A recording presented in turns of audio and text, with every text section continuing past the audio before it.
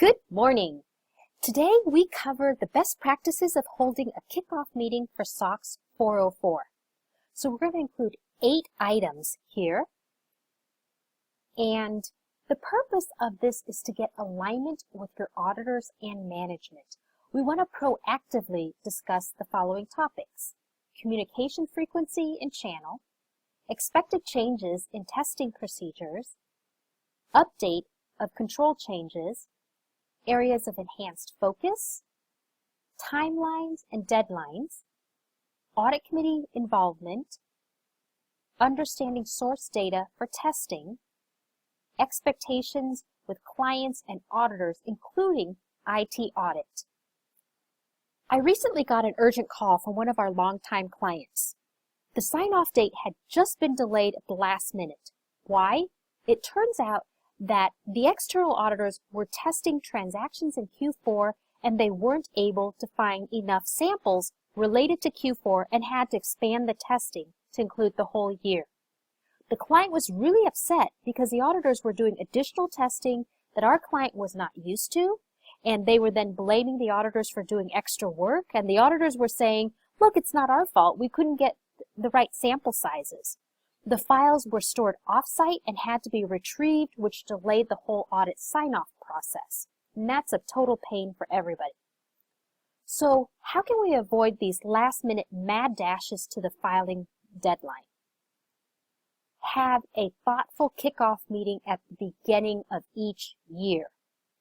Now, in these meetings, you discuss things up front with your auditors, particularly the IT auditors.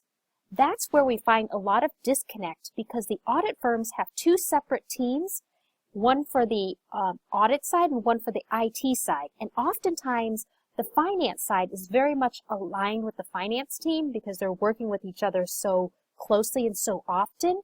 But the IT audit team is not as in tune because they're not on site as often or sometimes excluded from some of the key meetings. So in these kickoff meetings, what we like to do is have the SOX team, have the internal audit team, if those are 2 separate teams, have your external auditors and your management team in there to proactively discuss the agenda items below. And when I say the external auditors, we want to include the IT auditors as well. So first item is communication frequency and channel. The theme here is communicate, communicate, communicate. You have to decide on the frequency and the channel of communication. How often do you want to meet in person, or is it a call for status updates? Do we meet weekly, monthly, every 2 months? Who should be included? And are email updates enough, or is it a call to clarify certain things? The second one is expected changes in testing procedures. What are the external auditors doing differently this year? Has the timing changed to what we expect historically? What do the auditors need and why? The important thing is, why do they need it? What was acceptable last year may not be enough this year. So how do we plan for that? And the why is, why are you asking for additional information? And they may have very valid reasons for it. We just need to understand so that we can appropriately support them.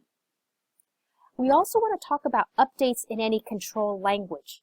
It's important that you communicate to the auditors changes in the control itself or the control description so that they can change their test procedures. Or maybe it's the SOX auditors who need to change things up, but explaining the upcoming changes. The next one is areas of enhanced focus. For the external auditors, what are the areas of enhanced focus this year? What are new SEC or PCAOB guidance recently passed that we need to plan for? This is a conversation that as the company we can question whether the areas of enhanced focus apply to us. Maybe it doesn't impact our industry, or maybe it doesn't impact our company because we are so different from the industry. We can help educate the auditors why it does not or does apply to us, and also for us as a company to share with the external auditors, hey, we've had an acquisition, we're putting in new systems. These are areas that you're going to need to change your focus on this year. So it's a 2-way communication. We also want to talk about timelines and deadlines. The deadlines are really critical because we want to put together the timelines in advance. We want to share it with the auditors. We want everyone to be aligned and working on the same page. We want to make sure the auditors reserve staffing to match our timing. Because if we're ready for the auditors and they don't have the staff, it doesn't do any good. Or if their staffing is available before we have our support or before our system is fully in place, we've just wasted everybody's time. These are needed to make sure that the quarter ends and the year end is not a rush job with lots of headaches and surprises for everyone. And then audit committee involvement. The timeline for when the audit committee meetings happen is very important. It sometimes dictates when certain tasks have to be done or when we have to report to the audit committee. We make sure that the right materials are sent to the audit committee the week before the audit committee meeting happens. So we're pooling and summarizing information between the SOX auditors, management, and external auditors starting about 2 weeks before the audit committee meeting so that the materials are sent out a week before the audit committee meeting. We don't want to surprise anyone. Right? The next to last one is understanding source data for testing. Now, during these kickoff meetings, it's important to understand the sources of data that's used by the auditors, including the IT auditors. It could be key reports, spreadsheets, or systems. What's the objective of the test? Where is the data being pulled from so that the auditors have a complete population, but not overly complete? Let me give you an example. We had a case of over-testing by the external auditors because of this lack of clarity. The IT auditors had requested a report of journal entries posted, same as last year. We refer that to as Sally, S-A-L-Y, same as last year. What the client ended up sending was a list of all their system and manual journal entries posted, which sounded reasonable. The disconnect happened because the company had switched from Oracle to NetSuite. The Oracle report that the auditors had been using in the past years had filtered out system-generated or auto-generated journal entries because the auditors weren't interested in system entries. They were interested in manual journal entries.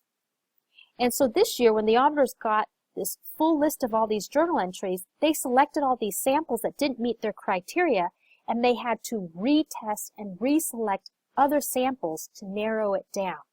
So making sure that we know why certain reports are being provided and what that report is used for will help make sure we give the right report.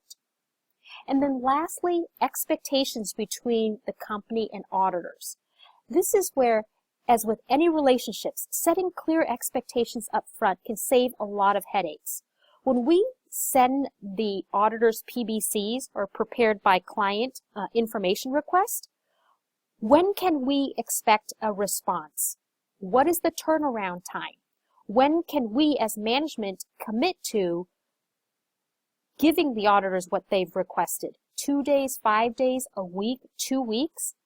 And at the end of this whole meeting, you want to document the conclusions that we reached in the kickoff meeting, and we want to send a summary to everyone who attended. It's a good reminder of what was discussed in case new team members join the project and things change in the middle of the year. And it's also a good CYA for you as a company and you as the auditors, depending who's taking notes, so that we can say, hey, we all agreed to this up front. There aren't any surprises later on. So to recap, today we discussed ways to ensure a SOX audit goes smoothly. It includes holding a productive kickoff meeting, and in that agenda for the kickoff meeting, we discussed 8 things: communication frequency and channel, expected changes in test procedures, updates to control languages or actual controls, areas of enhanced focus, timeline and related deadlines, audit committee involvement, understanding the source data for testing, and setting expectations between the company and the auditors. Hope this was helpful, and we'll see you next time.